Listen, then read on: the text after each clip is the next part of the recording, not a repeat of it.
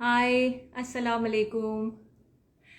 Okay so सबसे पहले तो ये कि माजरत आपके पास जो है वो देर से आए हैं। 4:30 बजे का मैंने लाइव आज अनाउंस किया था।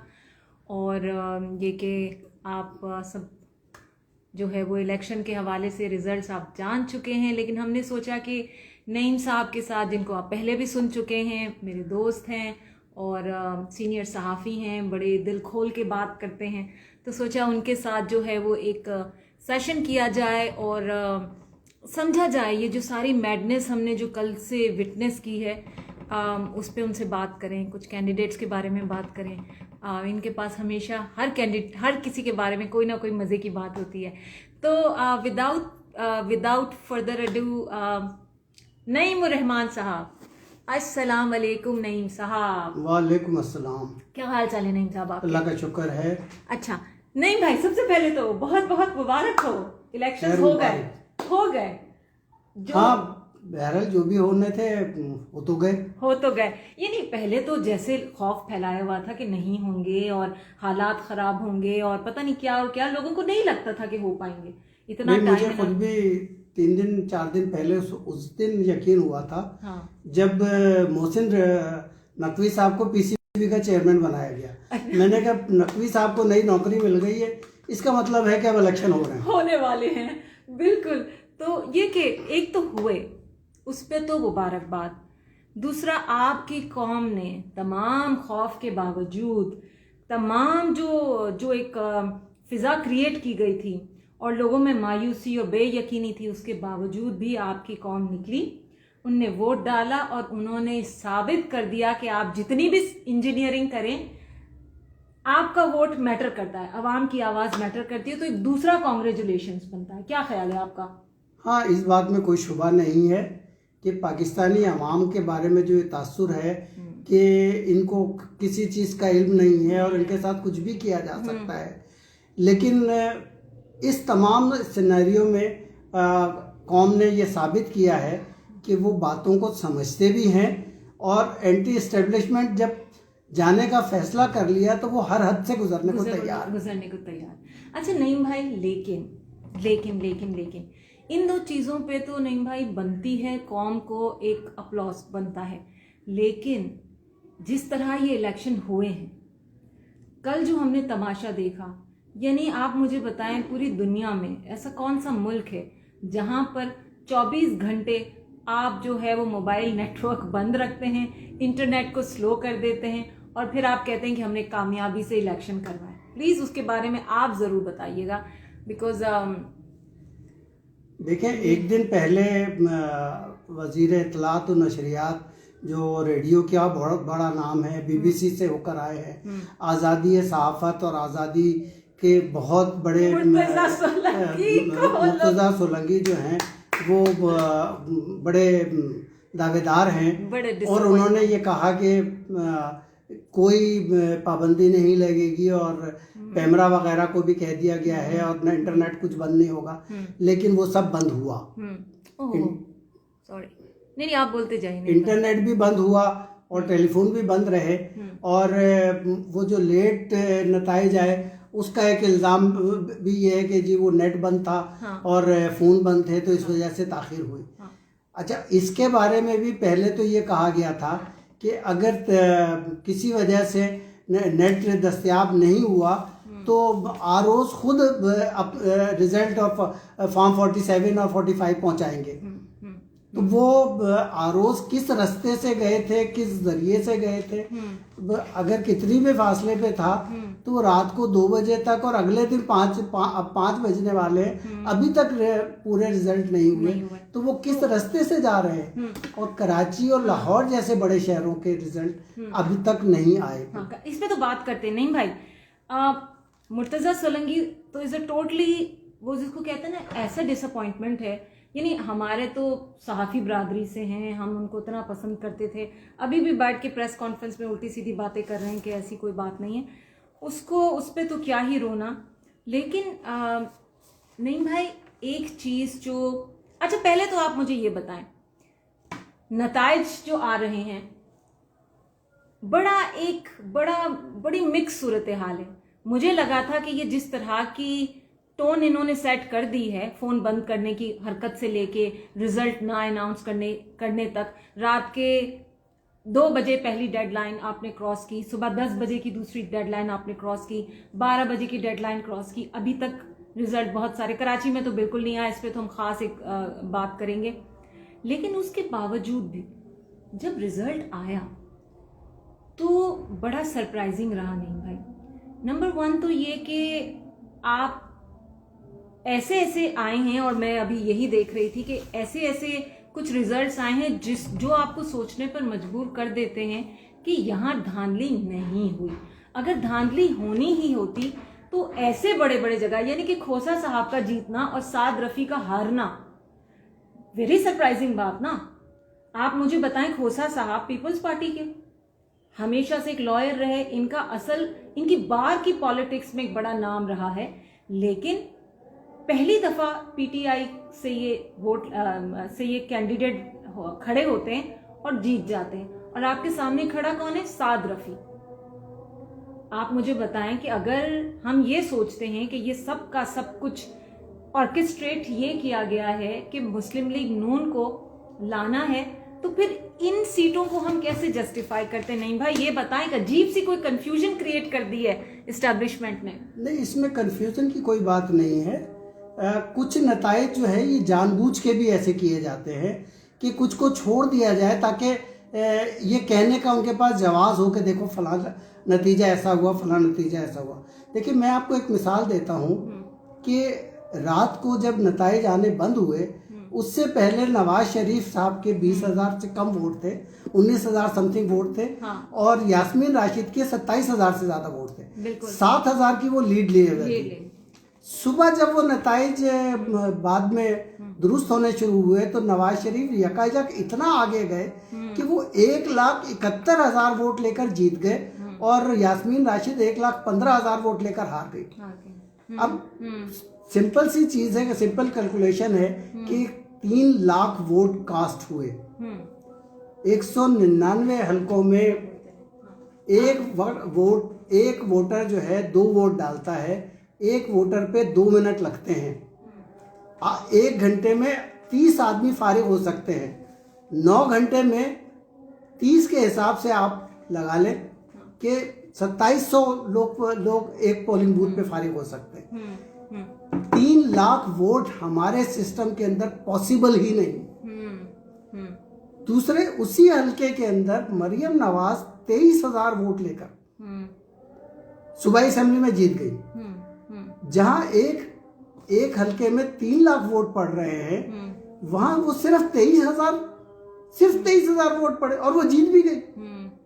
तो ये ऐसा बड़ा सवालिया निशान है कि ये मुमकिनात में से नहीं है। अच्छा नहीं भाई, इससे पहले कि मैं आपसे पूछूं कि हम किस किस्म की आगे आने में हुकूमत देख रहे हैं, वफाक में भी और सूबे में भी, उससे पहले कुछ मैं बात करना चाहूँगी। एक तरफ तो हमने देखा नईम साहब टर्न आउट बहुत अच्छा रहा, लेकिन कहीं कहीं जैसे पंजाब में आप देखें जिस हलके से नवाज शरीफ साहब जीते हैं, वहाँ का वोटिंग टर्नआउट सिर्फ 48% रहा। That's not a good turnout. तो आप मुझे बताइए कि पंजाब में इस दफ़ा ये जो कम टर्नआउट है, उसकी वजह क्या वो मायूसी है जो उनको लोगों को लगा कि शायद नहीं निकलना है, वोट नहीं डालना प्री डिसाइडेड है? What do you think? क्योंकि सिंध में तो बहुत अच्छा रहा है टर्नआउट, कराची में बहुत अच्छा रहा, लेकिन पंजाब में बहुत सारे हलकों में इंडिपेंडेंट आपकी रिपोर्ट्स आ रही हैं कि वोटिंग जो है voter turnout 48%। That's not a good turnout. नहीं, 48% जो है हमारे जैसे मुल्कों में ये बुरा टर्नआउट नहीं होता। और ये शुरू से कहा जा रहा था कि अगर 60 क्रॉस कर गया, 60 प्लस टर्नआउट हुआ तो उसका फायदा पीटीआई को पहुंचेगा। बिल्कुल। और अगर 40, 45 और 50 के अंदर रहा तो ये नून लीग के लिए फायदेमंद होगा। तो वो उसी किस्म का वो रहा। लेकिन ये है कि जिन हलकों के अंदर उनको जितवाना था, ये जितवाया गया है। आप ये देखें कि ओन चौधरी जो है 1,72,000 वोट और उसके अपोजिट कैंडिडेट ने 1,59,000 वोट लिए, यानी 3.25 लाख वोट पड़े उस हल्के के अंदर। इसी तरीके से हमजा शहबाज 1,05,000 वोट लेके जीते और आलिया हमजा 1 लाख वोट लेके हार गए। अच्छा, 5,000 वोटों से वो हारी है और 5,500 वोट उस हलके के अंदर गलत करार दिए गए। हाँ, अच्छा, ये भी एक बड़ी कहानी है नईम भाई कि बहुत सारे लोगों ने कहा और कुछ वोटर्स का मैं देख रही थी कि ये फिनोमिना है ना, कहीं कहीं 5,000 के, जैसे पता नहीं कौन सी कॉन्स्टिट्यूंसी में देख रही हूँ जिसमें सिर्फ 5,000 के फर्क से मुस्लिम लीग नून जीता है। हमजा 5,000 वोट से जीता है, 5,000 वोट से जीता है, मुस्तरद हुए वो 5,500। तो ये तो अब जाएगा, ये तो फिर अदालत में जाएगा, ये केस तो जाहिर सी बात है चैलेंज होगा। मुझे एक बात बताइए कि बहुत सारे लोगों ने कहा कि इस वक्त, और ये जो हम प्री पोलिंग रिगिंग देख रहे हैं जो एक दिन पहले से शुरू हो गई, उसमें इंक इन्होंने क्या की, इन्होंने इंक इतनी गीली रखी है कि जितना भी आप कोशिश करें आपका पेपर सूखता नहीं है। आप डबल करते हैं, डबल उस पर निशान लग गया और ये वोट, ये बहुत सारी जगहों से कंप्लेन आई है। डू यू थिंक इतना ब्लेटेंटली इन्होंने ये किया है, इतना ब्लेटेंटली कि ये उसी रिगिंग का हिस्सा ही है, या ये रिगिंग का ही हिस्सा है और इसके बहुत सारे तरीके ढूंढ लिए जाते हैं। हाँ। हमारे यहाँ कहते हैं मशीनी अगर कंप्यूटराइज पोलिंग होने लगे तो बेहतर हो जाएगा। ये हाँ। उसके भी रास्ते निकाल लेंगे और कर लेंगे, और होना चाहिए। बाय द वे मोदी भी यही करता है। हाँ। मोदी जो है वो कंप्यूटर में भी टेम्परिंग उसके अंदर वो टेम्परिंग करते हैं। तो ये जो करने वाले हैं ना, उनके पास सब रास्ते होते हैं और वो हर चीज का मुतबादिल ढूंढ। अच्छा, एक और पैटर्न जो बड़ा इंटरेस्टिंग लगा नहीं भाई, कि इन तमाम मसाइल के बावजूद भी आप ये देखें कि मुकाबला बड़ा कांटे का रहा। कहीं कहीं के 200-300 के फर्क से जो है लोग जीते हैं या लोग हारे हैं। That is amazing. मैं ये सोचती हूँ, और आप प्लीज इस पे बताइएगा कि अगर ये जो तमाम टोन सेट की गई और जितनी रिगिंग की गई, अगर ये नहीं होती तो क्या वाकई ये कहना फिर सेफ होगा कि PTI would have taken clean sweep victory उनकी? बिल्कुल ये 100% दुरुस्त है। मैं पीटीआई का कभी सपोर्टर नहीं रहा, मैं भी नहीं, मैं इमरान खान का फैन भी नहीं रहा, लेकिन ये बात मैं कहे बगैर नहीं रह सकता कि इमरान खान ने लोगों को एंटी एस्टेब्लिशमेंट जो सोच दी है, इस इलेक्शन में लोगों ने उसके ऊपर मुकम्मल अमल किया है। और जो प्लानिंग करने वाले थे उन्होंने ये सोचा था कि उसको 2 केसेस 3 केसेस में सजाएं हो गई, जेल में बंद है, उसकी पार्टी में किसी को कैंपेन नहीं चलाने दी गई, गिरफ्तार है, गिरफ्तारियां, ये वो, कई लोग गायब हैं। ये तो सुप्रीम कोर्ट ने कई ऐसे लोग जो रुपोश हैं उनको कहा कि रुपोश होने वाले को इलेक्शन से नहीं रोका जा सकता, तो ये सुप्रीम कोर्ट ने इजाज़त दे दी। अब वो लोग अगर हलफ उठाने नहीं आएंगे तो ये मिसाल मौजूद है कि गुलाम इसाक खान ने सेनेट का हलफ 3 साल से ज़्यादा नहीं उठाया और वो आया वजीर, हलफ उठा के वजीर बन गया। तो अगर वो रुपोश रहते हैं बदस्तूर और सामने नहीं आते तो उनकी सीट मुतासिर नहीं होगी। नहीं भाई, इस इलेक्शन ने एक बात तो साबित कर दी ना कि ये जितनी भी इंजीनियरिंग कर लें, अवाम ने निकल के वोट दिया और इनका और मैं समझती हूँ जिसका मैंडेट है उसको मिलना चाहिए, क्यों ना दें। नवाज शरीफ, आप मुझे बताएं। अच्छा, अब तो जरा नवाज शरीफ के ऊपर तो जरा गुफ्तगू बनती है। नहीं भाई, कैसे हम ना माने कि ये फेयर इलेक्शन हुआ है, कैसे हम मान ले कि ये फेयर इलेक्शन हुआ है। रिजल्ट अनाउंस नहीं हुए और नवाज शरीफ साहब और मरियम औरंगजेब आके कह रही हैं कि हम इतनी अक्सरियत से हुकूमत बनाने जा रहे हैं, और इसी तरह से आपके एमक्यूएम भी यही कह रहा है कराची में कि हम हुकूमत बनाने जा रहे हैं। अभी तक रिजल्ट आए नहीं है। इसका मतलब ये कि इनको बता दिया गया है कि इतनी फीसद सीटें आपको मिलनी हैं, और आपकी बात बिल्कुल सही है कि एक हम किस्म की पार्लियामेंट बनानी है जिसमें हर कोई हर किसी के ऊपर डिपेंडेंट हो। इंडिपेंडेंट अभी उस पे हम आते हैं कि टोटल कितनी सीट्स हैं, कितने पे PMLN आए हैं, कितने पे PPP है, कितने पे इंडिपेंडेंट, और ये हुकूमत की शक्ल क्या होगी पार्लियामेंट में। लेकिन इससे पहले मैं कुछ बात करना चाहूंगी नहीं भाई, आपसे कुछ तबसरा चाहूंगी।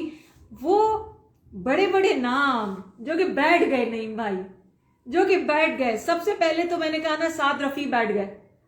आपके फिर दूसरा आपके बिलोर साहब हार गए, बिलोर साहब की फैमिली हार गई। हाँ। आपका पीर पगाड़ा फैमिली हार गई पीपल्स पार्टी से।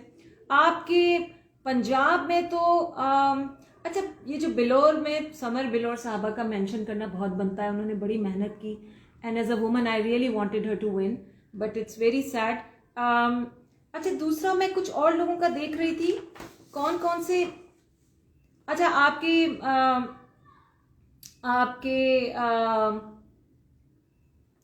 कौन कौन से हैं नईम भाई, और कौन कौन से बड़े नाम हैं जो फजलुर रहमान साहब आपके दो जगहों से गए पीटीआई से। आप ये जो बात कर रही हैं, इसमें बुनियादी चीज तो ये है कि एक वेव थी, हाँ, जो एंटी एस्टेब्लिशमेंट थी। ये प्रो उमरान या प्रो पीटीआई नहीं थी, एक वेव थी कि ये जो एस्टेब्लिशमेंट जो कुछ करती है उसके अगेंस्ट जाना है। नहीं भाई, आपको वाकई लगता है, आप आज भी पीटीआई के वर्कर से बात करें ना, उसने थप्पा इमरान खान के लिए लगाया है, उसने इमरान खान के वो विजुअल्स देखे हैं कि उसको जेल ले जाया जा रहा है, उसके खिलाफ केसेस किए हैं। इस्टेब्लिश देखिए, इमरान कभी भी एंटी इस्टेब्लिशमेंट नहीं था, ये मैं आपसे बात कभी मान ही नहीं सकती। इमरान, मैं भी नहीं मानता कि इमरान एंटी इस्टेब्लिशमेंट होता तो इस्टेब्लिशमेंट की पॉलिसीज के खिलाफ होता, उसके खिलाफ उसने कभी बयान नहीं दिए। इस्टेब्लिशमेंट का क्या किरदार बनता है आपकी इकोनॉमी में, इस्टेब्लिशमेंट का क्या किरदार बनता है आपकी फॉरेन पॉलिसी में। इमरान का मसला था कि बाजवा, इमरान का मसला सिर्फ और सिर्फ बाजवा था। इमरान का मसला बाजवा नहीं था, इमरान का मसला हुकूमत थी। इमरान को अगर अगले 10 साल तक बाजवा रखता है तो वो 10 साल तक उसे तौसी देता। हाँ। वो उसको तौसी देने के लिए, ताहयात तौसी देने के लिए भी राजी। फिर भी आप कहते हैं कि ये जो करंट वेव है, ये जो आपका वोटर निकला है वो एस्टेब्लिशमेंट के खिलाफ निकला है। आपको मैं इतना बताऊं कि आज अगर इमरान खान 2.0 बाहर आता है, कोई ना कोई डील करके आता है, दोबारा आके एस्टेब्लिशमेंट की गोद में बैठता है, अगले 2 साल बाद जो भी हुकूमत, जो भी ये मुस्लिम लीग नून की है या हंग पार्लियामेंट है, जो भी हुकूमत वो टूटती है, इमरान खान वापस आता है, नए इलेक्शन होते हैं, दोबारा गोदी में बैठ के आता है, ये सब के सब एस्टेब्लिशमेंट के पीछे खड़े होंगे। मैं ये नहीं मान सकती कि ये हकीकी तौर पे एस्टेब्लिशमेंट के खिलाफ एक वेव है। हाँ, ये इमरान खान की हमदर्दी का वोट है, जैसे कि बीबी के इंतकाल के बाद पीपल्स पार्टी को मिला था, इसी तरह से ये इमरान खान। नहीं भाई, एक बात याद रखिएगा, जितना ज्यादा आप किसी लीडर को विक्टिमाइज करेंगे, आप इतना बड़ा उसको हीरो बनाएंगे। ये हीरोइज्म है जो मैं देख रही हूँ। मैं नहीं समझती कि ये, मैं आपकी इस बात से तो मान ही नहीं सकती। देखिए, मैं इस बात से इत्तेफाक करता हूँ कि विक्टिमाइज होने से, और खास तौर पे जो आखिरी केस जिसमें उसको सजा दी गई है, इद्दत वाला केस, जो बहुत बेहुदा केस है, और बिलावल के अलावा किसी बड़े सियासी लीडर ने उसको कंडेम भी नहीं किया। तो वो इस जैसे केसेस के अंदर अगर सजाएं देने लगे और किसी की पर्सनल लाइफ के अंदर इंटरफेयर करे, तो वो हमदर्दी की वेव तो होती है। लेकिन ये मैं मानता हूँ कि इमरान की हमदर्दी का है, और ये सब चीज़ें हैं, इमरान के नाम पे लोगों को वोट दे रहे हैं। बिल्कुल बिल्कुल, बहुत सारे लोग हैं जिन्होंने इतने लाख और 60,000 और 80,000 वोट लिए, वो पहली दफा खड़े होके। नहीं भाई, खोसा पहली दफा खड़ा हुआ है ना पीटीआई से। हाँ, आप तो मुझे बताइए, बहुत सारे लोगों ने इस तरह से तो फिर ये एस्टेब्लिशमेंट के खिलाफ तो नहीं है, ये मैं नहीं समझ सकती। नहीं, देखिए, बात ये है कि ये लोगों को ये तस्वुर भी है कि इस्टेब्लिशमेंट उमरान के खिलाफ है। हाँ, और उसको रिजेक्ट करना है। ये बात सही है, ये बात मैं मानती हूँ। वो उसके लिए नहीं कि अब बराह रास्त वो इस्टेब्लिशमेंट के खिलाफ है, लेकिन ये कि इस्टेब्लिशमेंट उमरान को निशाना बना रही है, और हमने उसको उससे बचाना है। तो बुनियादी तौर पे इस तस्वुर के अगेंस्ट जो लोगों ने वोट दिया है, और बड़े पैमाने पे लोग बाहर निकले हैं। अच्छा नईम भाई ये बताइएगा कि क्योंकि मुझे तो अभी, आप यकीन करें, आपको मैं एक बात बताऊं, पता नहीं आप मुझे इस पे करेक्ट कर सकते हैं, लेकिन मेरे अंदर का जो एक सिनिक है, मुझे ये भी लग रहा था कि हमेशा से इमरान खान के ऊपर जो एक सेलेक्टेड का जो है वो एक लगाना टैग लगा हुआ था, तो मुझे ऐसा लग रहा है कि ये पूरा का पूरा सेटअप जो क्रिएट किया गया और जो नतीजे भी हम देख रहे हैं वो सेलेक्टेड से इलेक्टेड की तरफ का है। तो कहीं ये सारा का सारा भी एक प्लांटेड तो नहीं है, जो हम और आप जैसे लोग खुश हो रहे हैं कि ये अवामी राय है और अवाम गुस्से में निकली है और अवाम का मैंडेट है।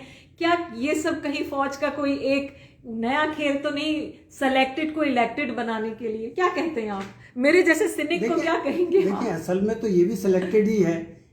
ये आपको पता है कि इलेक्शन से बहुत पहले कई लोगों ने ये कहा कि जब नवाज शरीफ को लाने का फैसला ही हो गया तो इलेक्शन कराने की क्या जरूरत है, उस पे इतना जो पैसा खर्च कर रहे हैं तो वो डायरेक्ट उसको इख्तियार दे दे। सही बात। और जिस तरह से उसे जिताया गया, सही बात है।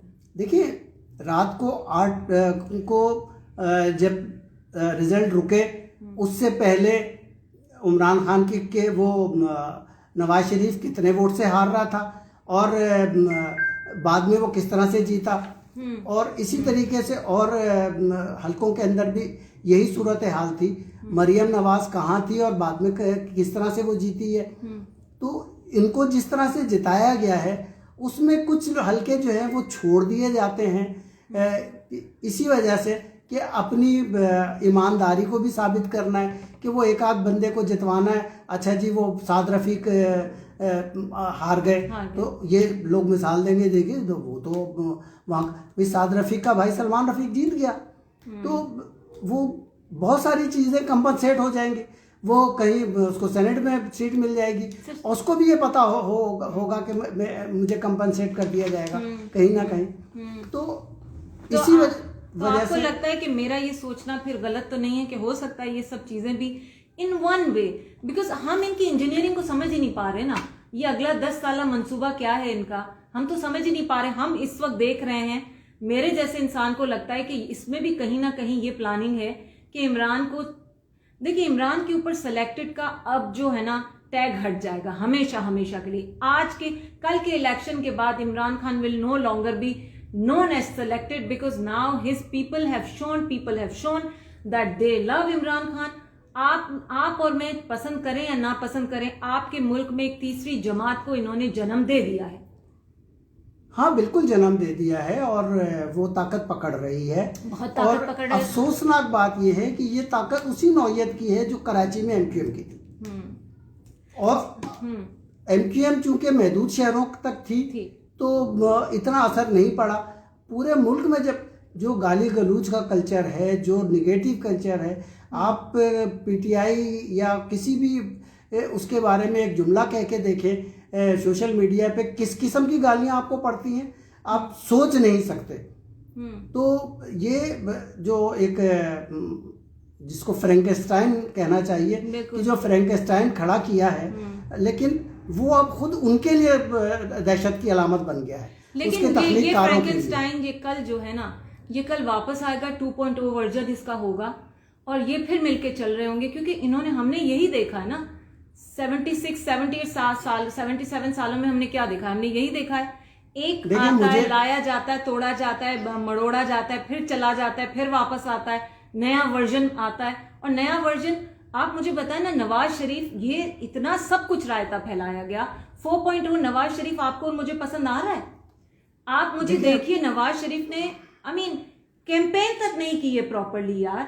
उसको इतना, वो इतने समझौते करके आया है कि उसको पता था कि मैं हिले बगैर भी लाया जाऊंगा। नहीं है पंजाब में उसकी परफॉर्मेंस।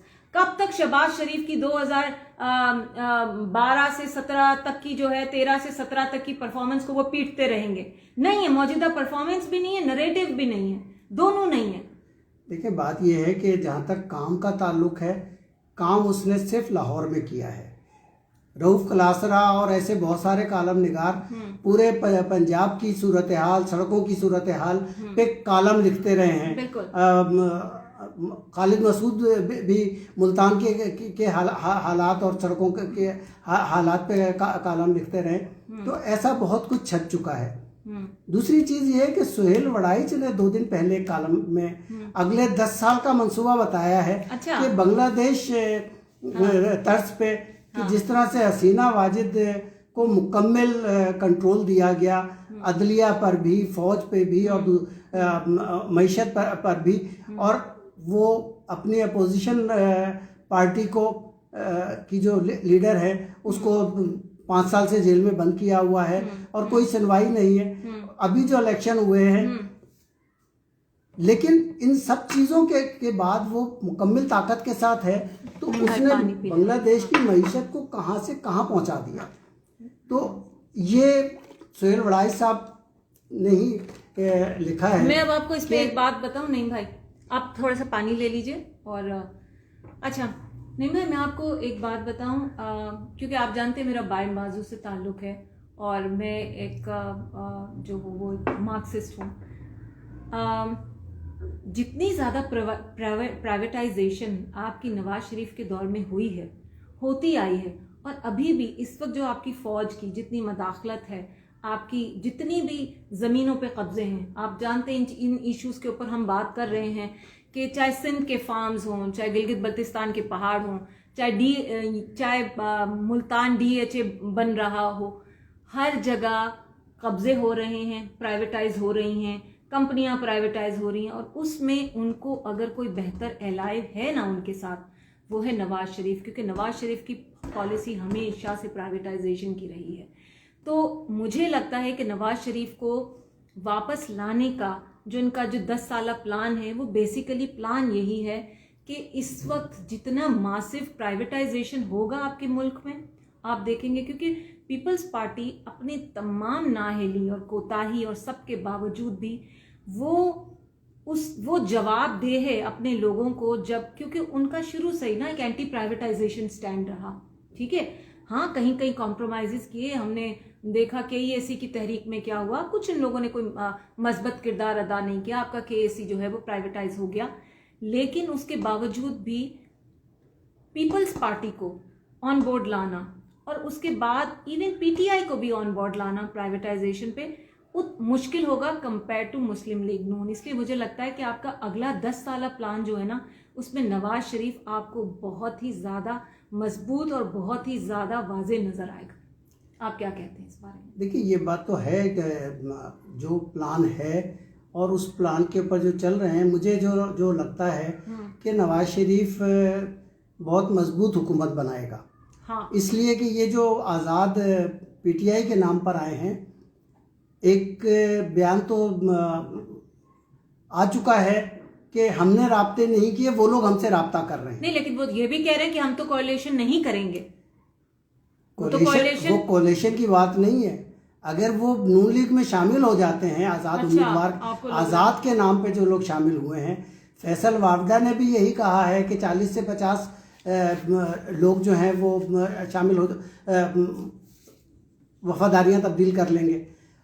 पीपल्स पार्टी भी वैसे यही कह रही है। पीपल्स पार्टी ने भी यही कहा था कि वो हमारे साथ आ जाएंगे। उनके साथ मिलके हम एक मजबूत ऑपोजिशन कोalition बनाएंगे। देखिए पीपल्स पार्टी के बारे में तो ये कहा जाता है कि जरदारी साहब जो है वो पैसों का शायद ट्रक लेके पहुंच चुके हैं इस्लामाबाद में, और वो तो खरीदो फरोख्त के मास्टर हैं, तो वो उनके लिए तो अलग। अहमद चौधरी ने भी इसका एतराफ कर लिया जब उनसे कहा गया कि क्या ये आप किनके साथ कोalition बनाएंगे, आप किनके साथ मिलेंगे, आप किसके साथ जम होंगे।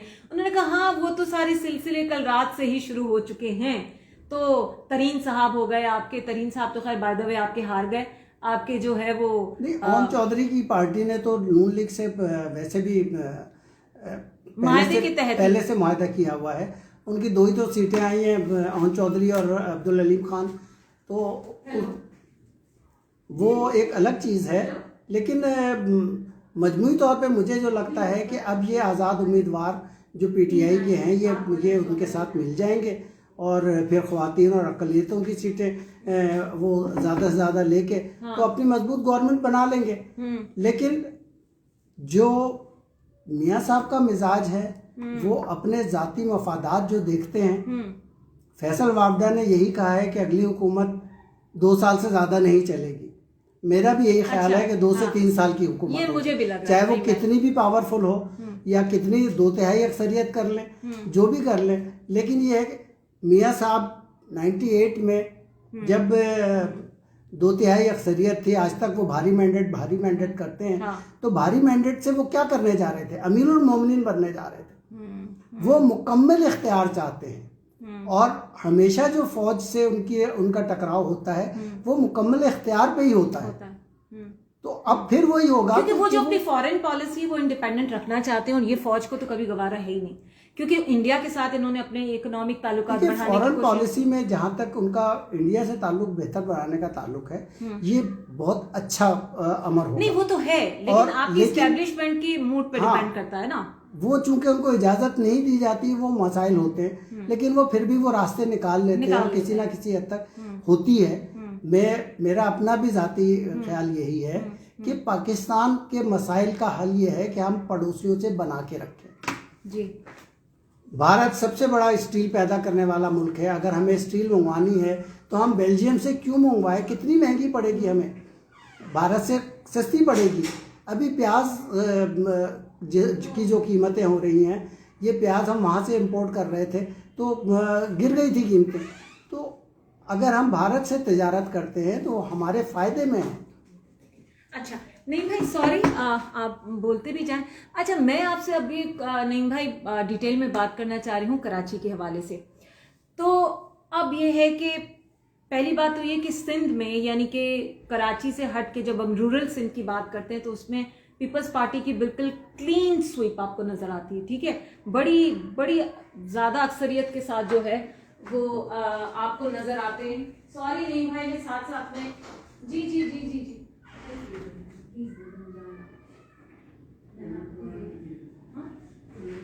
नहीं की और कितने पैसे देना आपको, आप बाद में आगे मुझे ले सकते हैं। माजरत के साथ, सॉरी जी, बहुत माजरत के साथ थोड़ा सा गैप आ गया, कोई नहीं भाई, आप ऐसे बोलते जाते हैं। अच्छा, तो कहने का मैं ये कह रही थी कि रूरल सिंध में हमने देखा है कि ज़ाहिर पीपल्स पार्टी की और एज एक्सपेक्टेड अक्सरियत है, जिसमें मैं बिलावल भुट्टो को बहुत ज़्यादा उसमें मुबारकबाद भी दूंगी और उनको क्रेडिट दूंगी, क्योंकि इस दफ़ा उन्होंने बड़ी अच्छी कैंपेनिंग की। जगह जगह गए, यूट्यूबर से भी मिला, अपना मैंडेट भी बताया, अपना मंशूर भी बताया, लोगों से भी मिले, कुछ अच्छा काम भी करें कराची के हवाले से, उस पर भी मैं आपसे बात करूंगी। लेकिन कराची में जो एक सूरत हाल है, और ये अक्सर बिलावल भुट्टो ने आके ये बात कही भी है कि जब तक कराची में भी हमें हुकूमत अक्सरियत में नहीं दी जाएगी, हम जो काम करना चाहते हैं सिंध में वो हमें नहीं करने दिया जाता। हम पे हमेशा से एक टैग लग जाता है कि कराची की हालत के जिम्मेदार जो हैं वो पीपल्स पार्टी है, और लेकिन हमारे सर पे हमेशा पहले एमक्यूएम की तलवार थी, फिर हमारे सर पे पीटीआई की तलवार थी, और अब इस दफा इलेक्शन में नहीं भाई, हमें लग रहा है कि एमक्यूएम मेजॉरिटी की सीट्स ले जाएंगी, क्योंकि अब तक तो इलेक्शन के रिजल्ट नहीं आए और आपके मुस्तफ़ा कमाल साहब ने भंगड़े डालने शुरू कर दी और कह रहे हैं कि मैं इतनी अक्सरियत से ये बनाऊंगा वो करूंगा। आप मुझे बताइए कि हमारा मसला, कराची का मसला तो फिर वही का वही रहेगा। जो भी चेंजेस आ जाएं, आपकी जो भी पार्लिमानी शक्ल इख्तियार कर जाए, सिंध के अंदर वही होगा कि रूरल में आपका पीपल्स पार्टी है, कराची के अंदर उनको काम करने नहीं दिया जाएगा। मुझे बताइए हमारे लिए चीजें क्या चेंज हुई हैं?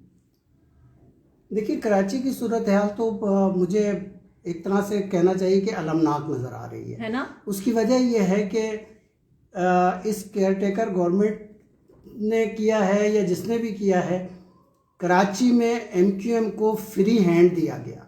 बिल्कुल, मैंने खुद अपनी आंखों से कई जगह इनको ठप्पे लगाते हुए देखा है। अमीनुद्दीन के हल्के की वीडियो जो है वो व्हाट्सएप पे चल रही है। मुस्तफ़ा कमाल का जो कादिर मंदोखेल ने एक पोलिंग बूथ के ऊपर लाते मारी और जाके तोड़फोड़ की है, वो बहुत गलत हरकत थी। लेकिन मुस्तफ़ा कमाल के उसी हल्के के अंदर एक बंदा पूरे एक थैला भर के पकड़ा गया है और उसके ऊपर पतंगे दिखाए हैं। ये व्हाट्सएप पे मौजूद है, ये मैं नहीं कह रहा। अमीनुद्दीन के हल्के में ख़वातीन जो है वो ठप्पे लगा रही हैं। तो एमक्यूएम ने रात 12:30-1 बजे ये बयान दे दिया कि हम तो 18 सीटें जीत गए कराची की। कराची का रिजल्ट अब तक पूरा नहीं आया। उन्होंने किस तरीके से कह दिया कि हम इतने हल्के जीत, वही नवाज शरीफ वाला कॉन्फिडेंस। पता है ये जो चीज़ है कि इस तरीके से किसी के हवाले कर देना, ये बहुत अफसोसनाक बात है। लेकिन नहीं भाई, अब बात सारी ये है ना कि हम और आप अफसोसनाक बात तो कह रहे हैं, लेकिन कराची को लेके इस्टेब्लिशमेंट के आप माइंडसेट को देखें ना, कि कराची को उनको डिस्टेबलाइज ही रखना है। कराची में एमक्यूएम को उन्होंने जिस तरह से तोड़ा, कुछ भी था जब एमक्यूएम तोड़ी जा रही थी, उस वक्त की एमक्यूएम कुछ ना कुछ कराची के लिए काम कर रही थी, कुछ सड़कें बना रही थी, कुछ कर रही थी। आपने उस वक्त तबाहकारी की। उसके बाद पिछले इलेक्शन में पीटीआई को लाने के लिए और पीपल्स पार्टी को बिठाने के लिए क्या क्या इंजीनियरिंग नहीं हुई। आपने लियारी से टीएलपी को जितवा दिया, लेकिन बिलावल भुट्टो को हराया आपने, है ना? यही बात थी। ये सारी चीजें की। आप मुझे बताइए इस सारे अरसे में फिर उसका असर क्या हुआ? कराची एक यतीम बेयारो मददगार रहा। कराची में जब तक एमक्यूएम या जो भी कराची में जो अक्सरियत में आते हैं वो और पीपल्स पार्टी मिल के नहीं करेंगे काम, कराची की हालत जार नहीं बदलेगी। बिलावल भुट्टो जरदारी अभी एक पाकिस्तान एक्सपीरियंस करके एक पोर्टल है, एक यूट्यूब चैनल है, उस पर आके उन्होंने इंटरव्यू में कहा कि हम रिक्वेस्ट कर रहे हैं इनसे सालों से कि शहबाज शरीफ ने आके कराची को ठीक नहीं करना, कराची को पीपल्स पार्टी ने ही ठीक करना है। तो जब वफाक में जब हम होते हैं तो हमें आप यहां पर सूबे में मुकम्मल इजाजत दें और मुकम्मल हुकूमत दें। और जब कुछ अरसा इनको मिला, मुर्तजा वहाब को कराची में काम करने का मौका मिला, आप देखें साइबर नाइफ विंग खोला गया जेपीएमसी में। और मैं आपको बताऊं, मैं क्योंकि एक पेशेंट हूं और मैं जो हूं वो बहुत सारे हॉस्पिटल्स वगैरह जानती हूं, जेपीएमसी की शक्ल बदल दी है। और जेपीएमसी के सारे डॉक्टर्स आपको बताते हैं कि इसके पूरी की पूरी जिम्मेदारी जो है जरदारी साहब की। तो सिंध में ये कराची में खास तौर पे काम कर रहे हैं, लेकिन इनको फ्री हैंड नहीं मिल रहा, खास तौर पे सड़कें बनाने और कंस्ट्रक्शन वगैरह में अभी भी यही करने की अगर कोशिश की जा रही है। तो आप मुझे बताइए कि इसका मतलब है कि कराची को लेके इस्टेब्लिशमेंट का माइंडसेट क्या है? इस पे आप मुझे जरूर कमेंट करें कि कराची को क्यों उनको हर हाल में डिस्टेबलाइज्ड ही रखना है। क्या ये वजह है या ये कि पीपल्स पार्टी को सिर्फ रूरल सिंध तक ही महदूद रखना है? देखिए, एक तो पीपल्स पार्टी को रूरल सिंध तक महदूद रखना है। दूसरी चीज ये है कि एक जमाने में कराची के बारे में ये कहा जाता था कि कराची जिसके खिलाफ उड़ जाए। हाँ। अयूब की हुकूमत किसने खत्म करवाई थी, और जिसके खिलाफ जब कराची उड़ जाए तो वो फिर नहीं रहता। तो उसके बाद से जो अब ये एस्टेब्लिशमेंट ने जब ज़ियाउल-हक के दौर से ये किया कि कराची को इतना डिमोरलाइज किया जाए और इस तरीके से इसको हैंडल किया जाए कि यहाँ के लोग अपने ही मसलों के अंदर ऐसे फंसे रहे। सही बात तो है। कराची के मसले हल होने नहीं दिए जाते। और दूसरी चीज़ ये है कि पीपल्स पार्टी ने सिंध में जितना सेहत पे और एजुकेशन पे जितना काम किया है, ये पूरे पाकिस्तान के किसी सूबे में कोई मिसाल नहीं दे सकता। पंजाब में कितने अस्पताल बने हैं, इंटीरियर सिंध में, सखर में और छोटे छोटे शहरों में जो हॉस्पिटल बने हैं, और ये कार्डियोवैस्कुलर बना है। और इसकी आपको मिसाल भी मिसाल दी है। जिना अस्पताल में जो नया चाइल्ड हॉस्पिटल बना है, तो बेशुमार काम किए हैं। इसी तरह से ट्रांसपोर्ट के लिए जो बसें चलाई हैं, रेड बस जो चल रही है, रेड बस और ग्रीन बस, इसका क्रेडिट लोग नवाज शरीफ को देते हैं। मेरा उस पर शुरू से जो इतराज़ है कि उन्होंने जो बसें चलाई हैं मेट्रो, उसके लिए ये पुल बनाने की क्या ज़रूरत थी? इस पुल पे जितना पैसा खर्च होता है, अगर आपने 18 किलोमीटर का एक रोड जारी किया है तो वो आम सड़क पे भी तो चल सकता है। उसके लिए ज़्यादा से ज़्यादा आप ये कर सकते हैं कि एक पोर्शन कि ये सिर्फ मेट्रो के लिए होगा, एक सड़क का पोर्शन अगर कर दें, अगर ऊपर पुल ना बनाए तो वो सरिया और बहुत सारी तामीरात के अरबों रुपए बचेंगे।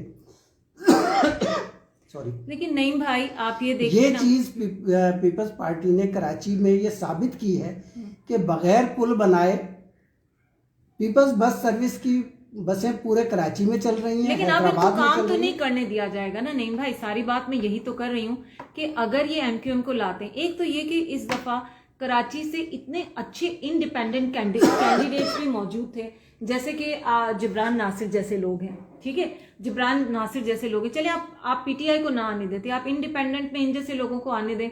क्यों आपने अचानक से एमक्यूएम को खुला हाथ भी दिया, क्यों आपने एमक्यूएम को बैक करना भी शुरू कर दिया? आप कराची को, आपकी बात सही है कि कराची को वो कभी भी इतना मजबूत नहीं होने देंगे कि यहां से उनके खिलाफ बगावत शुरू हो जाए। नहीं भाई, थोड़ा सा पानी आप पी लें। आप चोक तो नहीं कर गए? अच्छा, और बिल्कुल आहिस्ता, हम बहुत जज्बाती हम लोग हो जाते हैं। मैं और नईम साहब जो है, हम लोग जब बैठ के बात भी कर रहे होते हैं तो अक्सर हम लोग बड़े जज्बाती हो जाते हैं। नईम भाई जो है यूं तो स्पोर्ट्स के जर्नलिस्ट हैं और लेकिन सियासत पे जो इनकी नज़र है और इनका नॉलेज आप देख ही रहे हैं। नईम भाई, तो कहने का मकसद ये है कि आप जो बात कर रहे हैं या मैं जो बात कर रही हूँ, इसका मतलब ये है कि कराची को इन्होंने कभी स्टेबल करना ही नहीं। कराची यही रहेगा, क्योंकि एमक्यूएम तो नहीं काम करने देगी ना। एमक्यूएम की तो तारीख रही है पीपल्स पार्टी के साथ।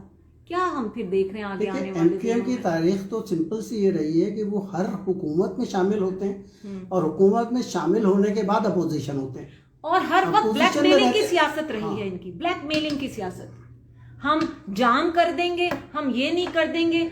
कभी उन्होंने इस अरसे में कोई जो एक मुस्तफ़ा कमाल ने कोई मस्बत काम किया? मुस्तफ़ा कमाल ने जो अपनी पार्टी बनाई थी उस वक्त क्या बयान दिया था? उस वक्त जो उन्होंने प्रेस कॉन्फ्रेंस की थी, अब वो किस मुंह से उस पार्टी में दोबारा शामिल है? ये तो वफादार उनके साथ भी नहीं रहे ना जो इनके उस्ताद थे। ये शख्स वो किसी के साथ भी वफादार नहीं। और मैं ये किसी सियासतदान के लिए कहना मुझे अच्छा नहीं लगता, लेकिन मैं मुस्तफ़ा कमाल को बिल्कुल पसंद नहीं करती। हालांकि उन्होंने कुछ कराची में कुछ थोड़ा बहुत अच्छा काम किया, लेकिन जो शख्स अपनी मदर पार्टी के साथ भी वफादार नहीं था और इनको जब डंडा मार के तोड़ा गया, उससे बहुत ऐसा पहले से मुस्तफ़ा कमाल ने अपने पर निकालने शुरू कर दिए थे। नहीं भाई, है कि नहीं है? अपॉर्चुनिस्ट तो वो हमेशा से था। तो इस शख्स से वफादारी की तो आप नहीं तवक्को कर सकते, लेकिन इस शहर के साथ भी वो वफादार तो नहीं है ना।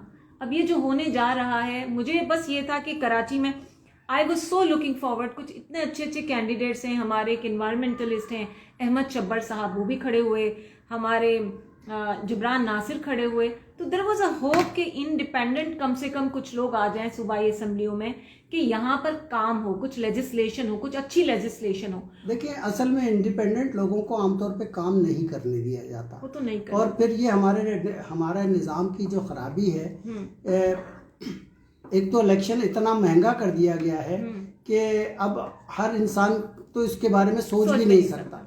अब कितने लोगों को पता है कि एरी साहब भी एक जमाने में इलेक्शन में खड़े हुए थे? अच्छा, तो उनको कितने वोट पड़े थे? कौन से साल की बात है? इसमें थोड़ा सा 71 में इलेक्शन में खड़े हुए थे। तो उनको किसी ने कितने वोट दिए थे? तो वो खुद यही कहते थे कि मेरी और मेरी बीवी के वोट थे और 2-4 किसी ने डाल दिए होंगे। तो वो मजाक में भी बताते थे। अच्छा। तो ऐसे लोग इलेक्शन में खड़े हुए हैं। ऐसा नहीं है कि हमारे पास अच्छे लोग नहीं हैं, बिल्कुल अच्छे लोग हैं, लेकिन हम जज्बात की रौ में बह के या किसी भी रौ में बह के, किसी हमारे मुल्क का जो सबसे बड़ा अलमिया है, जो शख्स नवाज शरीफ का हामी है उसको नवाज शरीफ के 1000 जराइम प्रूफ के साथ दे दो, उसको कोई फर्क नहीं पड़ेगा। जो शख्स अल्ताफ हुसैन का चाहने वाला है, कितने कत्लों के सबूत दे दो, उनको कोई फर्क नहीं पड़ता, वो आज भी उसके उतने ही वफादार है। सही बात है। इसी तरह से जो पीपल्स पार्टी का है वो पीपल्स पार्टी का रहेगा। JUI के जो लोग हैं, मौलाना साहब एक दफा फिर हार गए। वैसे इस दफा मौलाना साहब के साथ बड़ी बुराई हो गई। उसकी बात यह है कि देखिए, KP के अंदर तो एक वाज़ेह लहर थी, वो लहर ANP को बहा कर ले गई। लेकिन खटक साहब हार गए। खटक साहब तो गए। देखिए, वही मैं कह रहा हूँ, खटक साहब गए, उनके 2 बेटे गए, उनका दामाद गया, वो अपने साथ अपने पूरे खानदान को ले गए। और इसी तरीके से आफ्ताब शेरपाव की छुट्टी हो गई। ANP के मरकजी लीडर जो है एमल वली खान और होती और बलोर की पूरी फैमिली चली गई। तो वो जो वेव थी वो तो उनका सफाया कर दिया और मौलाना साहब का भी उसी में सफाया हो गया। लेकिन ये कि मौलाना साहब पशीन से अपनी कागजात नामजदगी दाखिल करा के असेंबली में बहरहाल पहुंच गए। सही बात है, सही बात है। तो नईम साहब, अब कराची को लेके तो ज़ाहिर है आपका और मेरा जो एक खदशा है और जो अंदेशा है वो रहेगा। और आगे आने वाले दिनों में हमें पता चलेगा। देखिए, अभी आपने बात किया ना कि इंडिपेंडेंट कैंडिडेट्स और इंडिपेंडेंट के साथ मसला ये है कि उनको काम करने नहीं दिया जाता। यहाँ पर मैं एक ज़रूर तारीफ़ करूँगी पीपल्स पार्टी को कि पीपल्स पार्टी की जो ये रिकन्सिलिएशन की सियासत है ना, उसमें हमेशा से इंडिपेंडेंट को वो अपने साथ रखते हैं, लेके चलते हैं। और ये बड़ा अच्छा होता कि अगर पीपल्स पार्टी इस तरह के कोई नए इंडिपेंडेंट्स के साथ मिलके कुछ करती, क्योंकि बिलावल भुट्टो कुछ भी हैं, एक नई नस्ल के हैं, रोशन ख्याल हैं, थोड़ी प्रोग्रेसिव उनकी कुछ चीज़ों में हैं, बहुत सारी। मैं उनकी बहुत बड़ी एक क्रिटिक हूँ, क्योंकि मैं मलीर में, जहाँ पर मलीर के किसानों के साथ जो हम काम करते हैं, वहाँ पर हमने देखा है कि सिंध के किसानों के साथ क्या सलूक हो रहा है और पीपल्स पार्टी की नाक के नीचे हो रहा है, और कहीं ना कहीं पीपल्स पार्टी खुद उसमें मुलव्वस है। तो मेरी उनके ऊपर एक ख़ास तनकीद है और वो हमेशा रहेगी। लेकिन मुझे लगता है कि जहाँ पर क्रेडिट ड्यू है वो बनता है कि अगर कोई जमात है जो इंडिपेंडेंट के साथ मिल के सही मानों में कोई लेजिस्लेशन उनके करने की उनको इजाज़त दे सकती है, मिल के एक हुकूमत बना सकती है अच्छे से, वो पीपल्स पार्टी थी। आप क्या कहेंगे? देखिए, ये बात तो सही है कि पीपल्स पार्टी काम करने की कोशिश भी करती है, मरकज़ में भी काम करने की कोशिश करती है, बहुत सारी चीज़ों में तब्दीली भी आई है। अब उनके ऊपर जो सबसे बड़ा इल्ज़ाम है, यूसुफ रज़ा गिलानी को सज़ा किस बात पे हुई थी, ये एक अलग बहस है कि पीआईए में कितने मुलाजिम होने चाहिए, रेलवे में कितने होने चाहिए, लेकिन उनको सज़ा इस बात पे हुई थी लोगों को नौकरियां की। तो ये पीपल्स पार्टी जो है लोगों को रोजगार देने का और इस किस्म का काम, अब इस वक्त बिलावल माइनॉरिटी के लिए काम करना, माइनॉरिटी के लिए काम करना, के लिए खवातीन के जितने अच्छे बिल हैं उन्हीं के दौर में पास हुई लेजिस्लेशन है। माइनॉरिटी के लिए मुकेश को उन्होंने टिकट दिया, वो जीत गए सिंध से, और सवेरा भी एक सवाल से केपीके से एक खातून को, हिंदू खातून को उन्होंने दिया। तो वो टिकट भी देते माइनॉरिटी को, तो वो सबकी को साथ लेके चलने की कोशिश करते हैं। लेकिन एक ख़ास तौर पे कराची में जो एक सोच है कि पीपल्स पार्टी कितना भी काम कर ले उसको मानना नहीं है। कराची को एक नैरेटिव बिल्ड हो चुका है। हाँ, बस वही नैरेटिव लेके चलेंगे कि जी पीपल्स पार्टी तो ये है, पीपल्स पार्टी। और सबसे बढ़ के पीपल्स पार्टी को नहीं, भाई सच बात है, पीपल्स पार्टी को कभी भी कराची में वो फ्री हैंड मिला नहीं। ये बात बिलावल की बिल्कुल सही है। एमक्यूएम का इतना मनफी और ब्लैकमेलिंग किरदार रहा था। मुझे याद है जरदारी साहब ने किस मामले पर जो है उनके साथ खड़े हुए थे, और बहुत सारे हमारे सिंधी जो भाई बहन थे वो बड़े नाराज थे, मुझे वो याद नहीं आ रहा है। बहुत सारे मौकों पर एमक्यूएम ने बड़ी ब्लैकमेलिंग की और कराची में काम नहीं किया। मुझे अच्छी तरह से याद है जब केईएससी के वर्कर्स की तहरीक चली थी, आप यकीन करें क्योंकि उस तहरीक में एज अ बाएं बाजू के एक्टिविस्ट मैं उस तहरीक में मौजूद थी। जितना मजदूरों के ऊपर उस वक्त जो इस्तेसाल था, वो जितना उसमें एमक्यूएम का मनफी किरदार रहा, एमक्यूएम ने बाकायदा प्रेस क्लब के बाहर मजदूरों के ऊपर पानी के पाइप फेंकवाए, जो कुछ वो कर सकते थे। और फिर ये पीपीपी की शाजिया मरी वगैरह थी जो आके बैठती थी और मजदूरों से बात करती थी। तो ये तो हमारे सामने की बात है कि कराची का जितना भी मजदूर है, आपको वो याद है ना जो आपके 100 मजदूर जल गए बल्दिया फायर का, आपको वाकया याद है? 250 लोग थे या 100 लोग थे? 250 लोग। अब मुझे बताइए कि जहां पर बल्दिया का वाकया हो, ये मजदूरों के लिए क्या करेंगे? कुछ नहीं करेंगे। तो आगे आने वाले दिनों में, ये मैं बार बार जो आपसे सवाल कर रही हूँ उसकी वजह ये कि मेरा कंसर्न अपने शहर के लिए है। मुझे नहीं लगता कि अब ये कोई सी भी किस्म की तब्दीली आएगी अगर ये आज शाम तक सारी सीटों का जो भी, मुझे बताइए कि इस वक्त टोटल कितनी सीट्स का आ चुका है रिजल्ट? कुछ हमें पता है इस पे? कुछ हमें पता है इस वक्त कराची की तो अभी तक पूरी सीटें नहीं आई है, लेकिन जितनी आई है उसमें क्या चल रहा है? जब तक मैंने देखा था दोपहर 1 बजे तक, तो उसमें से एक जमात इस्लामी की एक सीट आई थी, एक आपकी 135 से जो है वो पीपल्स पार्टी की थी, और आपकी एक एमक्यूएम की थी, पता नहीं किस हल्के से थी। बाकी तो आप यकीन करें जिब्रान नासिर ने आके ये बात कही और मुझे उनकी बात इतनी अच्छी लगी। उन्होंने कहा देखिए मेरे हल्के में इस वक्त पीटीआई बिल्कुल लीड पे चल रहा है। उन्होंने कहा अनऑफिशियल रिजल्ट यही है कि पीटीआई लीड पे चल रहा है। ये वही हल्का है जहां से आपके आरिफ अलवी साहब जीते थे, याद है ना? आरिफ अलवी साहब का आपके प्रेसिडेंट का हल्का है। इस हल्के में अगर पीटीआई के अलावा अगर कोई और आता है तो नईम साहब, मैं तो फिर उसको मानने से कासिर हूं, मैं तो नहीं मान सकती। तो लेकिन लग यही रहा है कि कराची में इन्होंने फ्री हैंड दिया, आपने भी बताया, ठप्पे भी लगे, सारा सब कुछ हुआ, रिजल्ट भी अनाउंस नहीं हुआ, दादागिरी भी करने दी जा रही है। इसका मतलब ये है कि PMLN के साथ यहाँ पर मिलके जो है इन लोगों ने अपोजिशन एक बना ली है और जो है वो PMLN की कमी जो होगी 171 की फिगर के लिए वो इसी तरह से पूरी होगी। चलिए नहीं भाई, अब इसी के ऊपर आ जाते हैं। कैसी पार्लियामेंट देख रहे हैं आप? क्या देख रहे हैं? पार्लियामेंट नहीं देख रहा। आप नहीं देख रहे? मैं ये देख रहा हूँ कि नवाज शरीफ के साथ कुछ जो आज़ाद के नाम पे PTI के लोग आए हैं और लोगों ने जिस जज्बे से इमरान खान के साथ होने वाले सलूक और वो सारी चीज़ों के रद्द-ए-अमल में लोगों ने जिस जज्बे से वोट डाले हैं, वो आज़ाद उम्मीदवारों की अक्सरियत जो है वो नून लीग में शामिल होगी। नहीं भाई ना और करें, वो मजबूत, और ऐसी बात होती तो उनकी टिकट से ना लड़ते। देखिए ये बार बार देखिए, सुप्रीम कोर्ट ने सलमान अकरम राजा की वो पिटीशन खारिज कर दी जो उसने कहा था कि मैंने एफिडेविट दिया हुआ है और हम सब ने एफिडेविट दिया है कि हम PTI के रुकन हैं, तो हम आज़ाद नहीं हैं। लेकिन वो मुस्तरद हो गई और उनको इसकी इजाज़त नहीं मिली। और सलमान अकरम राजा को जिस तरह से हरवाया गया है, यानी कि वो रात को 1 लाख के करीब वोट थे उसके, और उसके बाद वो चौधरी 1,72,000 वोट लेके जीत गया। यानी ओन चौधरी का कोई आप देखें ना वहाँ कोई काम है। आज सुहेल बड़ाइच साहब ने इसके ऊपर बड़ा अच्छा लिखा भी और बड़ी अच्छी बात भी की है कि वो हल्का जो है वो ओन चौधरी बार बार आके टीवी पे ये कह रहे थे कि खानदानी हमारा, उन्होंने कहा वो जिस हल्का है वो अब वो इलाका गांव रहा ही नहीं है।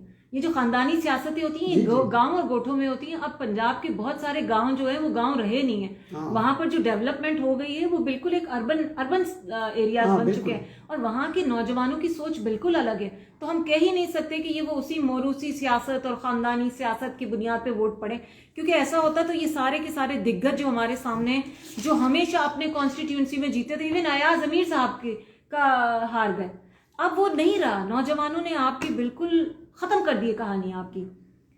तो ये रात को नवाज शरीफ ने मॉडल टाउन से जाती उम्रा जाते वक्त कहा कि जी खुदा के वास्ते कोलेशन गवर्नमेंट की बात ना करें, एक पार्टी को अक्सरियत मिलनी चाहिए। ये पैगाम उन्होंने किसको दिया था? अच्छा। और ये पैगाम जिनको दिया गया था वही उनको आज़ाद उम्मीदवार भी दिलवाएंगे। अच्छा, आपको ये लग रहा है? MQM वगैरह जैसी पार्टियां तो वैसे ही उनके साथ होंगी। MQM हो गई, ओन चौधरी जैसे हो गए, लेकिन ये जो PTI सपोर्टेड जो इंडिपेंडेंट कैंडिडेट्स हैं, ये तो बड़े ना एंटी PMLN हैं और ये तो बड़े प्रो इमरान खान हैं। और मुझे लगता है कि उन्हीं की बुनियाद पे मैं कह रही हूँ कि ये PTI की एक नई जो है वो वेव हमें नजर आ रही है और इमरान खान एक नए तौर पे हमें नजर आ रहे हैं। देखिए हमारे यहाँ हमारा जो अलमिया है वो यही है कि जो एंटी नज़र आता है ये एंटी इस्टेब्लिशमेंट वोट को इज्जत दो के वक्त तो नवाज शरीफ भी थे और अब वो वोट को इज्जत दे रहे हैं। तो इसी तरीके से नहीं, लोगों ने नहीं छोड़ना फिर उनको। नहीं भाई, आप नहीं समझ रहे, इस दफा लोगों के अंदर गुस्सा बहुत है। जिन लोगों ने इमरान खान की वजह से इंडिपेंडेंट को थप्पे लगाए ना, वो पीपल्स पार्टी के साथ अगर ये लोग जुड़ के एक ऑपोजिशन कोएलिशन बनाते ना, उसको तो सह जाएंगे, लेकिन PMLN के साथ मिलके अक्सरियत में हुकूमत बनाते वो नहीं सह पाएंगे। ये अपनी कॉन्स्टिट्यूंसी में निकल नहीं सकेंगे, ये शक्लें नहीं दिखा सकेंगे। आप ना समझे, इस दफा लोगों के अंदर बहुत गुस्सा है, ये बात आप माने। देखें, ये गुस्सा जो है वो वक्ती होता है। हमारे साथ मसला ये है कि कुछ चीज़ें आती हैं, कोई अलमिया होता है, सारे रो रहे होते हैं और 2 दिन के बाद बड़े बड़े वाक़यात होते हैं और उस दिन हमारे ऐसे अलमनाक वाक़यात होते हैं। अभी इलेक्शन से 2 दिन पहले बलूचिस्तान में 28 लोग हलाक हुए। बिल्कुल। और कराची में भी एक वाक़या हुआ ऐसे उसमें हमारे PTV के ऊपर नाच गाने के प्रोग्राम चल रहे होते हैं। नहीं, कोई अंदाज़ा नहीं होता कि इस मुल्क में ऐसा अलमिया हो चुका है।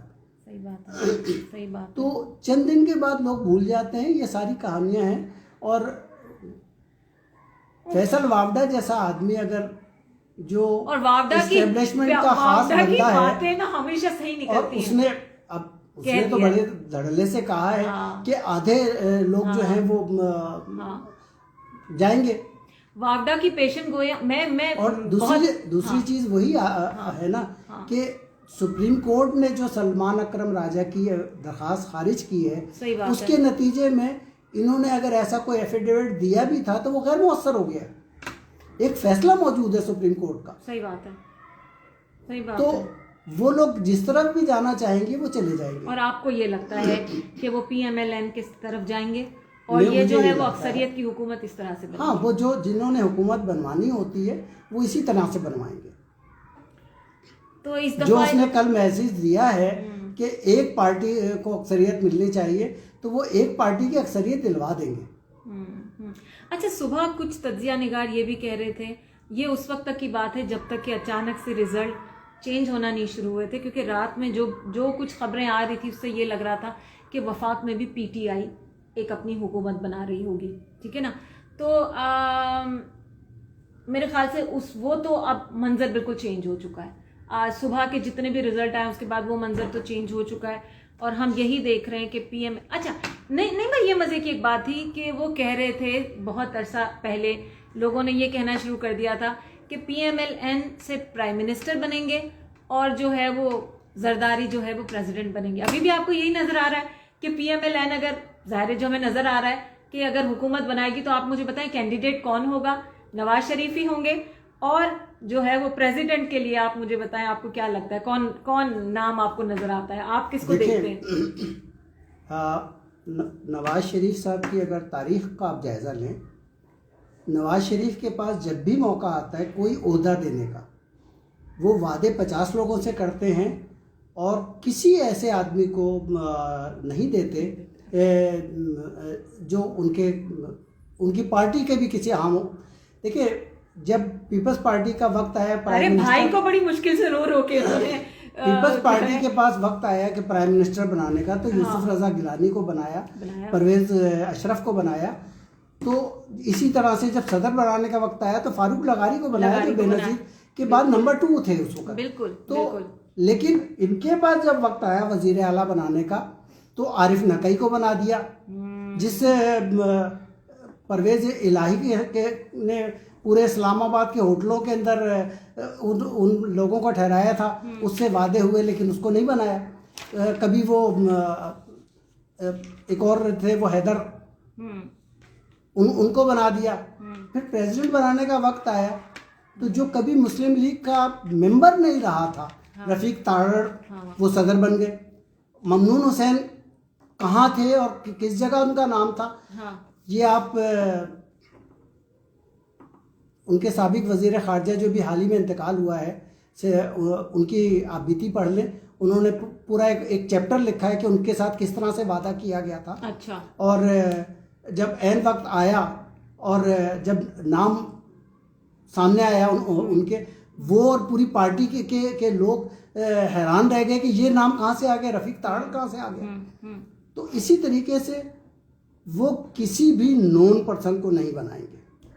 उनके पास अगर इख्तियार होगा तो बिल्कुल ऐसा अनोखा नाम आएगा कि हम आप सब दंग रह जाएंगे कि ये आदमी कहाँ से। लेकिन आपको लगता है कि वो खुद तो वो नहीं, या अपनी बेटी खुद तो वो वजीर आजम बनने जा रहे हैं। मरियम जो है वजीर आला बनने जा रही है। मैं वही तो कह रही थी, वजीर आजम के लिए तो मैं नॉमिनेशन पूछ रही थी ना। हाँ, वजीर आजम तो वो खुद है।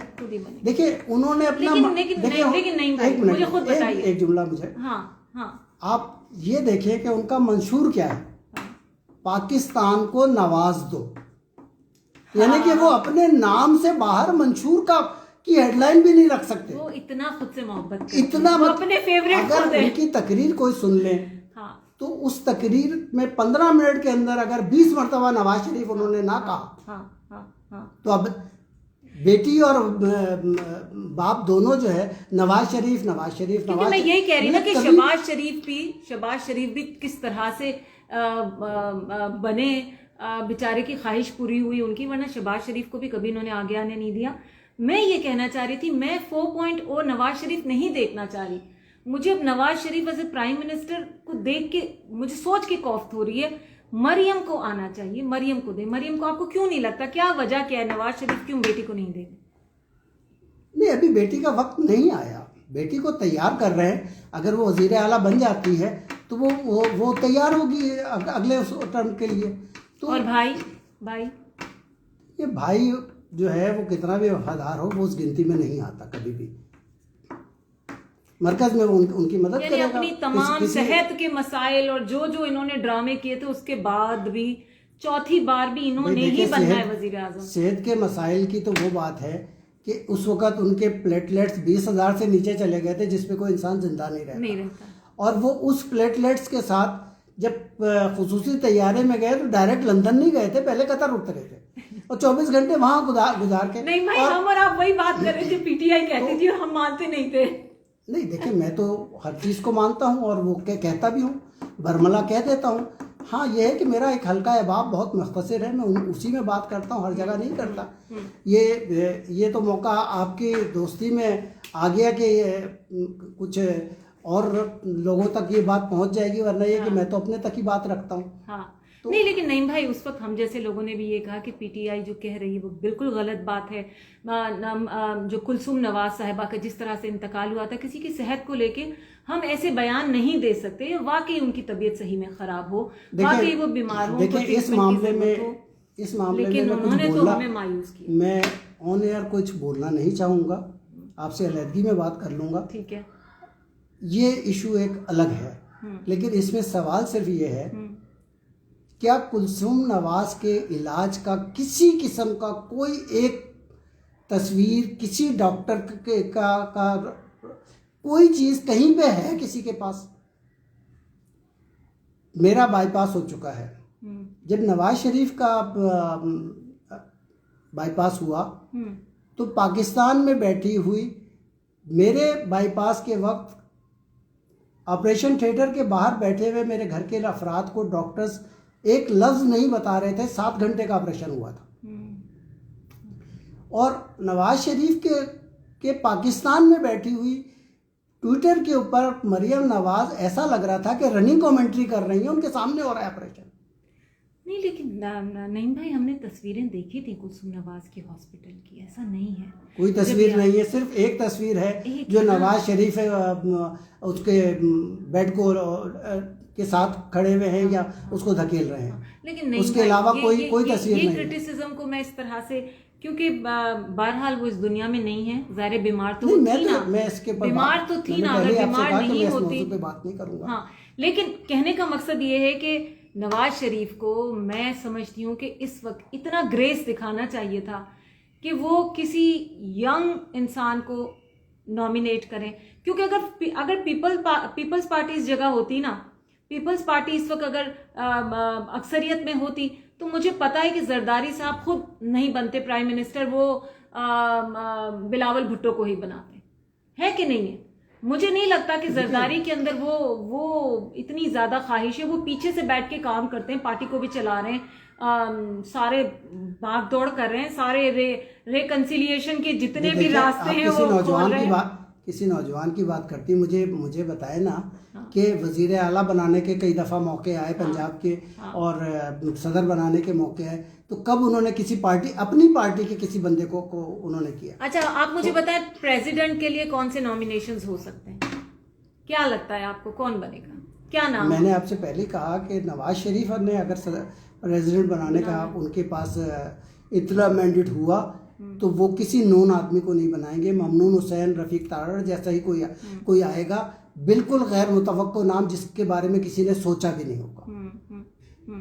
वो अपनी पार्टी के किसी आम आदमी को नहीं बनाएंगे। नहीं, लेकिन पीपल्स पार्टी का भी बहुत बड़ा इनपुट है, देखिए क्या होता है। पीपल्स पार्टी, हाँ, वो पीपल्स पार्टी के कैंडिडेट्स हमेशा अच्छे होते हैं और दूसरे लोगों की वजह से हो सकता है, मतलब कोई और, लेकिन वो एक अलग चीज है। तो नईम साहब बेसिकली बस इसको एंड करते हैं।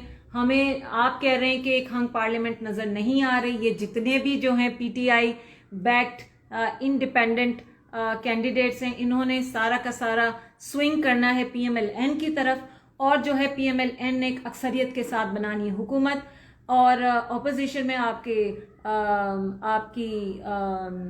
जो है कुछ इंडिपेंडेंट और पीपल्स पार्टी ने मिलकर आपकी ओपोजिशन बनानी है। सिंध के अंदर जो है वो आपकी जो है पीपल्स पार्टी, और कराची के अंदर जो है वो अख्तर महंगल, आईपीपी, ये सारे नवाज शरीफ के साथ होंगे। हाँ, हाय अल्लाह, हाय अल्लाह। जेयूआई की जितनी सीटें हैं वो भी उसके साथ होंगे। जेयूआई हाँ, आप पीडीएम में आप देखें ना, मौलाना साहब ज्यादा जरदारी साहब के साथ ज्यादा कंफर्टेबल फील करते हैं आजकल।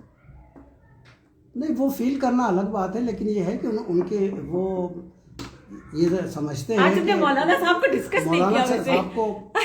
आज मेरी बड़ी हमदर्दी है मुझे मौलाना साहब के लिए। आज जो है ना बड़ा अफसोस हो रहा है। मौलाना साहब जो है ना वो मौलाना साहब गए नहीं, कौमी असेंबली में तो पहुंच गए ना वो, पशीन से जीत कर। पशीन से, सही बात, पशीन से उन्होंने अपने नॉमिनेशन पेपर डाले, सही बात है। तो ये सूरत हाल है, बहुत ही एक बस हम अपने मुल्क के लिए दुआ कर सकते हैं जो हमारे इख्तियार में है कि अल्लाह ताला हमारे मुल्क को कायम व दायम रखे, और इसके साथ जो भी हो वो बेहतर हो। मेरे जो ख्यालात हैं बेशक वो गलत साबित हो जाए, कुछ ऐसा हो कि मुल्क और मुल्क के रहने वालों के लिए कुछ बेहतर हो जाए। और नहीं भाई, सबसे बढ़ के ये कि जो भी शक्ल बनती है पार्लियामेंट की, कम से कम 5 साल चलने दिया जाए, कम से कम। ये जो आप कह रहे हैं ना, वावडा साहब कह रहे हैं, और जिनकी पेशेंट गोई अक्सर सही साबित होती है। देखिए, नवाज शरीफ के बारे में भी कहा जाता है ना, बम पे लात मारने के आदी हैं, तो वो तो उनकी आदत है, वो आदत नहीं छोड़ेंगे। वो अपनी आदत नहीं छोड़ेंगे, ये अपनी आदत नहीं छोड़ेंगे, जिनकी इंजीनियरिंग करने की आदत है। और मुल्क में इसी तरह से ये हम यो होता हुआ देखेंगे। मसला पता इस वक्त क्या है जो सबसे बढ़ के, और मैं समझती हूँ इस वक्त हमारी कौम का भी बड़ा मसला है कि वो बल्ले के ऊपर यानी बल्ला का निशान नहीं मिला, उस पर तो गुस्से में निकल के इमरान खान के लिए वोट डालने निकली, लेकिन जब बिल आते हैं बिजली के, उसके लिए सड़कों पे नहीं निकल रहे। असल जो सबसे बड़ा मसला है नईम साहब, इस वक्त महंगाई का सबसे बड़ा मसला है, इस वक्त बेरोजगारी का सबसे बड़ा मसला है, इस वक्त क्लाइमेट क्राइसिस का सबसे बड़ा मसला है। इस पे कोई बात नहीं कर रहा, इस पे लोग सड़कों पे नहीं निकल रहे, और जो कि हमारा इस वक्त प्राइम जो है वो सबसे बढ़कर एक कंसर्न होना चाहिए, और जिसके लिए हमें काम करने की जरूरत है। और मेरे ख्याल से इस बात के साथ मैं इसको एंड करूंगी कि मैं इस पे थोड़ा सा ये कहना चाहूँगा जी, ये बात हमारे यहाँ बहुत कही जाती है कि असल इश्यूज पे नहीं निकलते। बात ये है कि जब जियाउल हक ने एक काम की ऐसा किया था, उनके दौर से जो लोगों को पीसा जा रहा है, एक आम आदमी को अपने रोज कुआं खोदना, रोज पानी पीने की सूरत हाल है। वो अगर एक दिन ना काम पे जाए तो शाम को उसके घर वालों को रोटी नसीब नहीं होगी। तो जब इन हालात में बंदा है तो वो किस तरीके से एहतजाज वो करेगा। 25-25 हज़ार के बिल एक कमरे के घर का आ रहा है, और वो रो रहे हैं, और उस हार्ट फेल हो जाता है, लेकिन वो कहाँ एहतजाज करेगा। सही बात है, सही बात है। ऐसे में मैं भी एक बात कहना चाहूँगी। मैं हालांकि कल लाइव आना चाहती थी, इलेक्शन से पहले मैं आना चाहती थी, लेकिन हमारे रात से ही जो है वो नेटवर्क बंद हो गए थे। कल मैंने और नईम भाई ने सोचा था कि इलेक्शन के दिन हम बात करेंगे, क्योंकि मेरे पास तो एक कैंडिडेट की लिस्ट थी जिनको मैं सपोर्ट कर रही थी, और मेरी बड़ी ख्वाहिश थी कि वो ज़रूर असेंबलियों में आते। जैसे कि, और मैं मेंशन करना चाहूँगी, and I am so grateful कि वो लोग नईम भाई खड़े हुए, जिसके अंदर अमार अली जान है आपके PS 160 से, पंजाब असेंबली से उन्होंने कंटेस्ट किया। हुकूक खल्क पार्टी एक नई पार्टी है जो कि आपकी रजिस्टर्ड हुई है, and I am so happy, and I hope कि नेक्स्ट इलेक्शन तक उनके काफ़ी सारे कैंडिडेट्स आएँ, कंटेस्ट करें और जीतें। ये वो लोग हैं जो कि हकीकी मानों में तब्दीली के लिए काम करते हैं। जवाद अहमद की जो पार्टी है, आम आदमी टाइप पार्टी, क्या है, अवाम, क्या नाम है, आम आदमी पार्टी।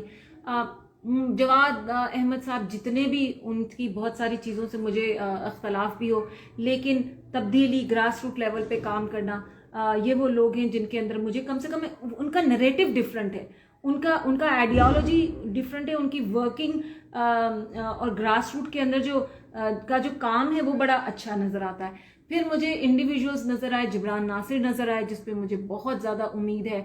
यहाँ से अहमद शब्बर साहब हैं, वो खड़े हुए थे।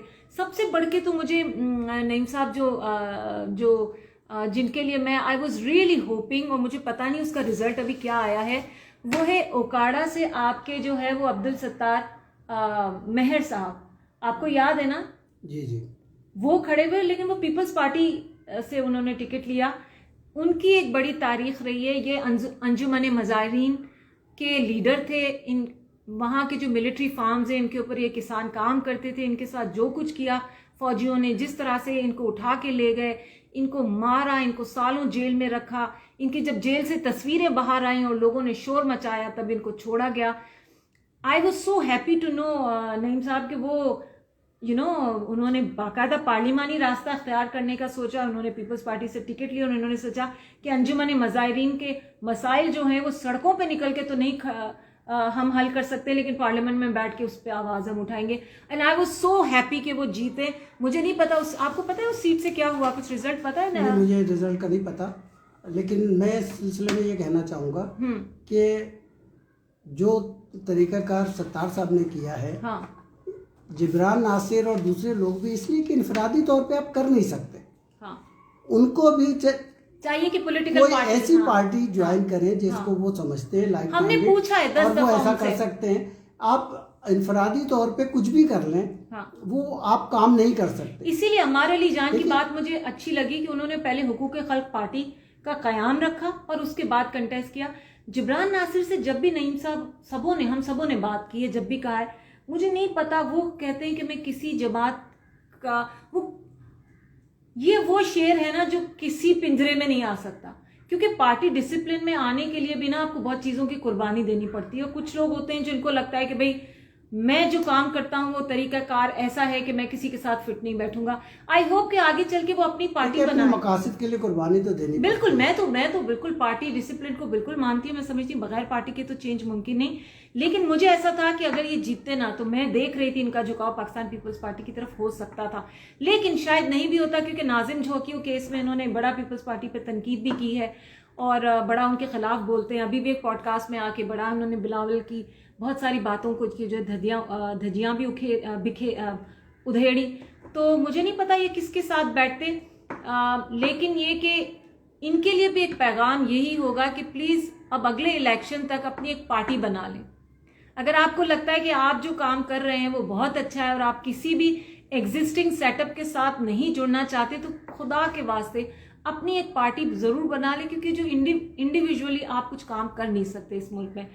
तो नईम भाई, इसके साथ फिर एंड करें। एंड करें। आप सारों का बहुत बहुत शुक्रिया, आप लोगों ने जिन्होंने हमें बर्दाश्त किया, हमें सुना।